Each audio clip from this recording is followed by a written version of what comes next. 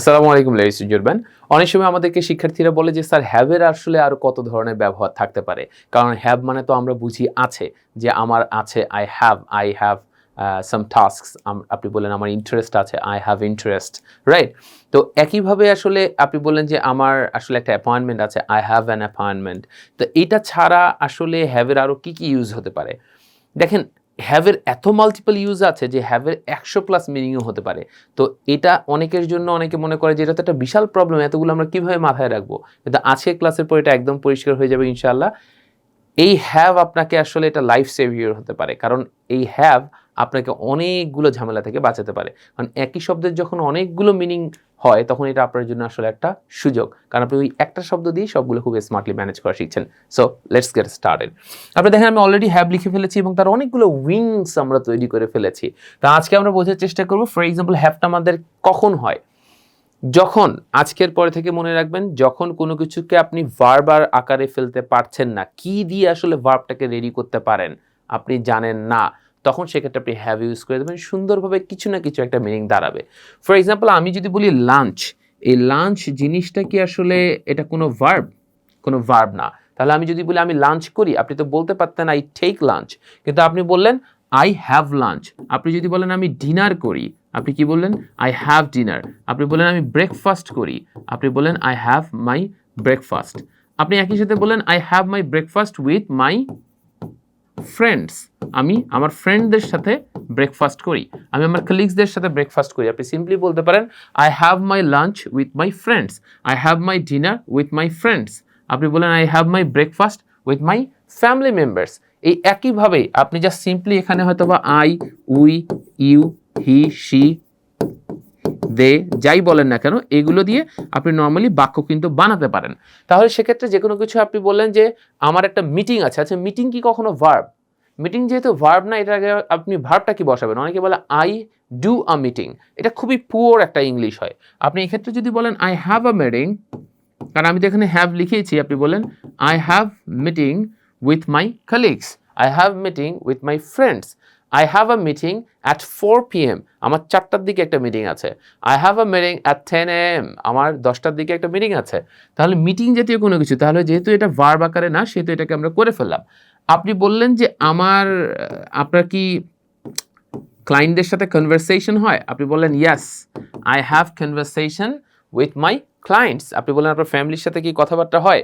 আপনি বলেন yes, I have conversation with my friend, with my family members.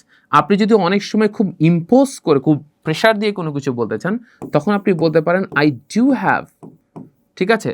যেমন আপনি যদি বলেন যে আমি আপনাকে বিশ্বাস করি, I do believe you, I believe you okay, কিন্তু আপনি যদি বলেন আই ডু বিলিভ ইউ, তখন এইটাকে আসলে একটা ইমফ্যাটিক সেন্টেন্স, অনেক মানে ভারী একটা জোর দেওয়াপূর্ণ একটা বাক্য হচ্ছে। ঠিক একইভাবে আপনি বলেন I do have conversations with my family members. আপনার কি সত্যি ক্লায়েন্টদের সাথে কথা হয়? Yeah, I do have conversations with my clients. তাহলে একইভাবে আপনি কনভারসেশনের কথা বলেন। আপনি যদি বলেন আপনার কি তার সাথে কথা হয়? Yes, I have words with my friends. আপনি বলেন I have words with my family members, আমার ফ্যামিলি মেম্বার্সদের সাথে কথা হয়, রাইট?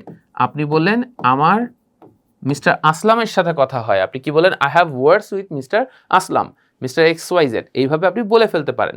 তাহলে আপনি এই ওয়ার্ডস এটার কথা বলে ফেললেন, লাঞ্চ টাইমের কথা বলে ফেললেন, ব্রেকফাস্টের কথা বলে ফেললেন। আপনি বললেন আমার এই ওয়ার্ল্ড সম্বন্ধে একটা ওয়াইডার ভিউ আছে। আচ্ছা, ওয়াইডার ভিউ এটা কি কোনো ভার্ব? এটা তো কোনো ভার্ব না। তাহলে সেক্ষেত্রে ভার্ব আকারে কিভাবে নিব? I have a wider view of the world. আমার এই ওয়ার্ল্ডের একটা ওয়াইডার ভিউ আছে। যে অংশটাকে বুঝতে পারছেন সে সেটাকে কমেন্ট সেকশনে জানাবেন। আপনি বলেন I have a wider view of the world. আপনি বললেন যে এই wider view of the world আপনি বললেন যে আমার কানেকশন আছে। আচ্ছা, কানেকশন কি কোনো ভার্ব? আপনি বললেন I have connections with the VIPs, right? আমার ভিআইপিদের সাথে কানেকশন আছে, কথা। তাহলে আপনি কি বলবেন? I have connections with the VIPs. তাহলে একইভাবে আপনি মোটামুটি করে ফেললেন। আপনি যদি বলেন যে এটা আমার কানেকশনস আছে, তার মানে যে কোনো কিছু যখন ভার্ব আকারে কোনো কিছু আপনার থাকবে না তখন সেটাকে আপনি কিন্তু ভার্ব আকারে করে নিতে পারবেন।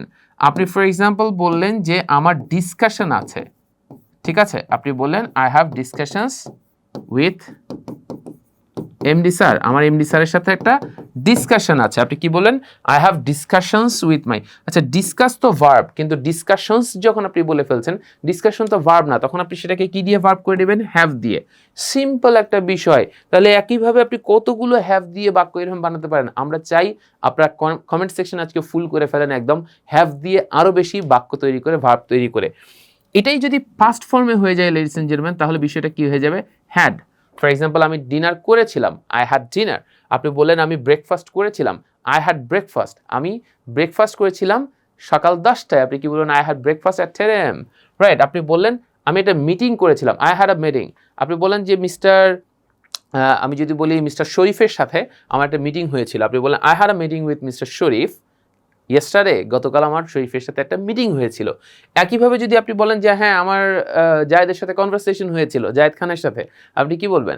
I had conversation with mister Zayed Khan, right? তাহলে আপনি একই সাথে যদি বলেন আমার একজন শিক্ষার্থীও আছে, রাইট?